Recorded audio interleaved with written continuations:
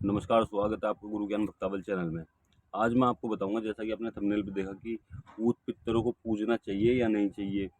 अगर पूज लिया तो क्या होगा और नहीं पूजा तो क्या होगा? ये पूरी जानकारी दूँगा मैं आज इस वीडियो में आपको। सबसे पहले तो देखिए, पितरों को नहीं पूजा तो क्या होगा? देखिए, कोई भी व्यक्ति, कोई भी पितरों को हमेशा कोई ना कोई पूजता ही है।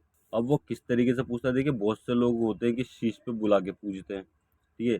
कि शीश पे पितरों की सवारी आ रही है, वो तब पूज रहे हैं। और कुछ लोग पूजते हैं वो बिना शीश पे, मतलब कि उन्हें को शीश पे सवारी नहीं चाहिए, वो सिर्फ सेवा पानी करते हैं, होली दिवाली उनका नहान करते हैं, उनको नहलाते हैं, ठीक है?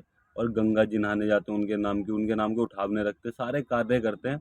बस वो शीश पे सवारी नहीं लेते, बाकी पूजते वो भी हैं, ठीक है? अब बहुत सी बार ऐसा होता है कि बहुत से लोग कहते हैं कि पितरों की शीश पे सवारी नहीं लेनी चाहिए। वो क्यों नहीं लेनी चाहिए, वो भी मैं आपको बताऊंगा, पूरी जानकारी दूंगा, ठीक है? लेकिन कई बार ऐसा होता है कि पितृ खुद बोलते हैं कि मुझे पूजो, मेरी सवारी लो, या शीश पे सवारी आने के लिए करते हैं। तो उस समय पे क्या करना चाहिए? देखिए, बहुत सी चीज़ें होती हैं जो समझनी है, और बहुत सी चीज़ें ऐसी होती है जिसको करना कर सकते हैं, और बहुत सी चीज़ें ऐसी होती है जिसको नहीं कर सकते। तो मैं पूरी जानकारी दूंगा। सबसे पहले मैं आपको बताता हूँ कि अगर पितृ खुद बोले कि आपको उस पितृ की सवारी, वो सवारी पे आना चाहता है, आप उनको पूजो सवारी लेके, तो आप पूछ सकते हो, गुरु धारण करके उनको पूछ सकते हो, कोई भी दिक्कत नहीं होती, ठीक है? और बहुत से पितर ऐसे होते हैं जो सवारी नहीं देते, सिर्फ वो आते हैं, सपने के माध्यम से कुछ बता दिया या फिर वैसे कुछ बता दिया, मतलब कि उसको, उस व्यक्ति को जिसके घर का वो पितर है, उसको सारे रास्ते बताएगा वो पितर, वो सब चीज़ बताएगा, ठीक है? अब इसमें कौन कौन से पितर होते हैं, कि पितर को तो आपको पता ही होगा कि पितर कौन कौन से होते हैं और क्या क्या कार्य करते हैं। अब दूसरी चीज़, एक तो हो गया सवारी के लिए पितर बोल रहा है, तो सवारी आपको लेनी पड़ेगी। और एक होता है कि भाई सवारी, मान लो पितर बोल रहा है सवारी के लिए, लेकिन आपके गुरु बोले नहीं, मैं पितर की सवारी रहने दो, आप इनकी वैसी नॉर्मल सेवा पानी करो, तो तब पितर से बात करके उनको मनाया जा सकता है, ठीक है? अब इसका मैं बताऊंगा दूसरी चीज़ भी, कि पितरों की सवारी बहुत से लोग क्यों मना करते हैं, कि क्यों नहीं लेनी चाहिए।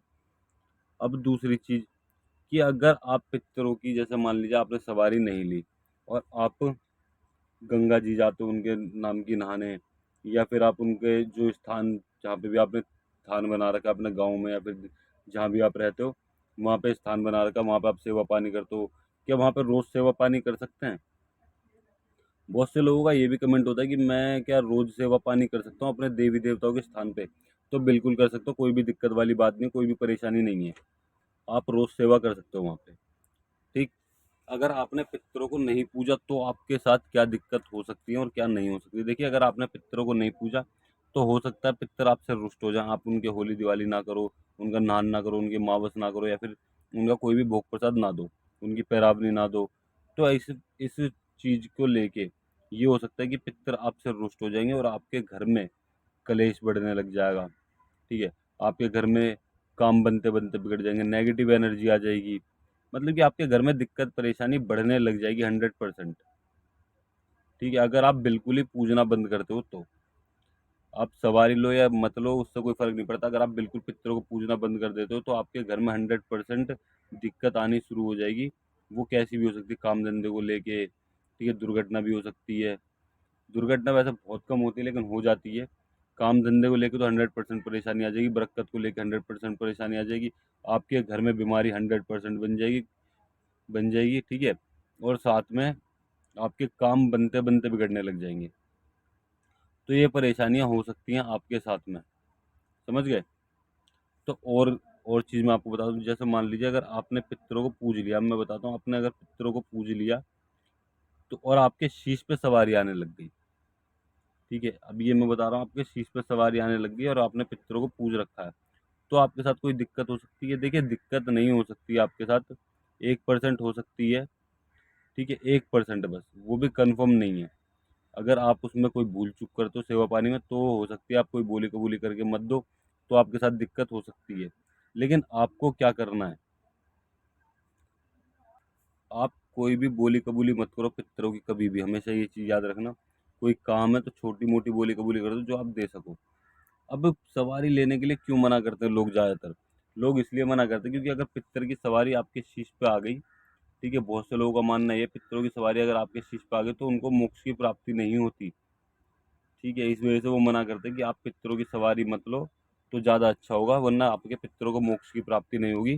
फिर वो यहीं इसी में मतलब कि यहीं पे इसी दुनिया में रहेंगे और वो प्रेत योनि में चले जाएंगे, या फिर कोई उनको उनसे बुरे काम करवाएगा, गलत काम करवाएगा, उनको मोक्ष की प्राप्ति नहीं होगी। तो इस चीज़ का ध्यान रखना है कि उनको मोक्ष की प्राप्ति करवानी है। अगर उनकी मोक्ष की प्राप्ति हो जाती है और उनकी सवारी आनी बंद हो जाती है आपके शीश पे, तो बहुत अच्छी बात है। ठीक, अगर वो चाहते कि सवारी आनी है तो देखिए उनका चाह है वो आप कर सकते हो।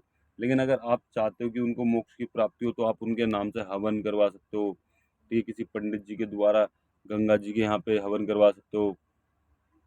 तो ये चीज़ें आपको करवानी पड़ेगी, तब उनको मोक्ष की प्राप्ति होगी और हो सकता है उनकी सवारी भी आनी बंद हो जाए। लेकिन हाँ, आपको अपने पितरों के नाम से मोक्ष के लिए हवन ज़रूर करवाना चाहिए ताकि उनको मोक्ष की प्राप्ति हो, चाहे उनकी सवारी आए या ना आए। फिर अब बहुत सी बार ऐसा होता है कि आपने स्थान बना दिया कहीं पे खेत में और उनको मोक्ष की प्राप्ति है, तो आप वहाँ पे सेवा कर रहे हो तो कोई दिक्कत नहीं होगी? जी, बिल्कुल नहीं होगी। तब उनको कोई भी दिक्कत नहीं होगी, उनको मोक्ष की प्राप्ति हो गई है। लेकिन हाँ, आप उनसे जो भी अर्जी लगाओगे, जो भी उनको परेशानी बताओगे, जो भी कार्य के लिए बोलोगे, वो काम आपके हो जाएँगे 101%। लेकिन उससे ये होगा कि मोक्ष की प्राप्ति हो जाएगी, वो इस योनि से बाहर निकल जाएँगे, ठीक है? देव योनि में चले जाएँगे। इस चीज़ से ये होता है, आपको मोक्ष की प्राप्ति ज़रूर करवानी चाहिए, फिर चाहे आपके देवी-देवता आपके शीश पे खेलें या ना खेलें, उस चीज़ से फ़र्क नहीं पड़ता।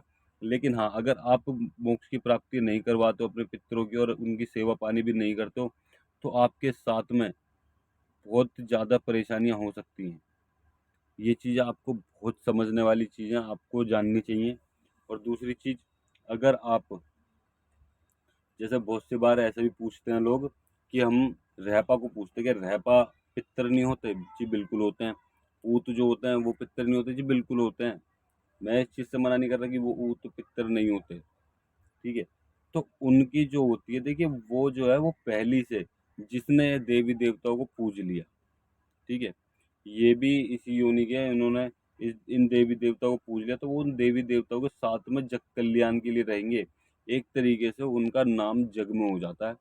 देवी देवताओं के रूप में पूज रहे होते हैं तो वो भी उस चीज़ से हट के, मतलब कि प्रेत योनि से हट के वो देव योनि में आ जाते हैं।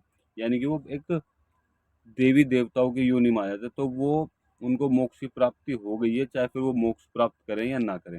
लेकिन उनको मोक्ष की प्राप्ति हो गई है, तब वो यहाँ पे ही रह के जग में पूज रहे हैं, तो उनको मोक्ष की प्राप्ति हो गई। लेकिन मैं बताता हूँ कि कौन से पितरों की आपको मोक्ष की प्राप्ति करवानी चाहिए। जो मोक्ष की प्राप्ति, जैसे मान लीजिए कोई किसी दुर्घटना से कोई व्यक्ति गया है या फिर किसी भूत प्रेत की वजह से गया, तो आपको उनकी मोक्ष की प्राप्ति करानी चाहिए, क्योंकि अगर वो उनकी मोक्ष की प्राप्ति नहीं हुई तो वो उस भूत प्रेत के साथ रहेंगे और वो लोगों का भला बुरा करेंगे, और जो पब्लिक है वो उनको पकड़ के उनसे गलत काम करवाएगी, ऐसी चीज़ें कर सकती हैं। ठीक है, तो इससे बढ़िया उनकी मोक्ष की प्राप्ति कराओ और इस परेशानी से उनको छुटकारा दिलाओ। और जो आपके घर में पूज रहे हैं, या फिर आप, कई बार ऐसा होता है कि आपके ऊत पितर जो होते हैं वो कहीं और भी पूज रहे हैं, तो यानी कि उनका नाम चल गया है, वो जग कल्याण करने के लिए बैठे हैं, अब वो देव योनि में आ गए हैं, तो उनकी मोक्ष की प्राप्ति कराने से कोई फायदा नहीं, क्योंकि वो पहले से मोक्ष प्राप्त कर चुके हैं, देव योनि में आ गए हैं। ठीक है, तो ये चीज़ भी आपको समझनी है। और अगर आपको इस चीज़ के बारे में और डिटेल में जानकारी चाहिए, देखिए वैसे तो मैंने सब कुछ बता दिया। अगर आपको और डिटेल में चाहिए तो आप मुझे कमेंट कर दीजिएगा, मैं अगली वीडियो ज़रूर बनाऊंगा इस चीज़ के ऊपर। अगर आपको और किसी भी चीज़ के बारे में जानकारी चाहिए तो आप मुझे वो भी कमेंट में बता सकते हैं, मैं अगली वीडियो उस चीज़ के ऊपर भी बनाऊंगा। और अगर आपको हमारे द्वारा दी गई जानकारी अच्छी लगी हो तो वीडियो को लाइक करें, चैनल को सब्सक्राइब करें और बेल आइकन जरूर दबाएं ताकि हमारे द्वारा दी गई जानकारी आप तक समय पर पहुंच सके।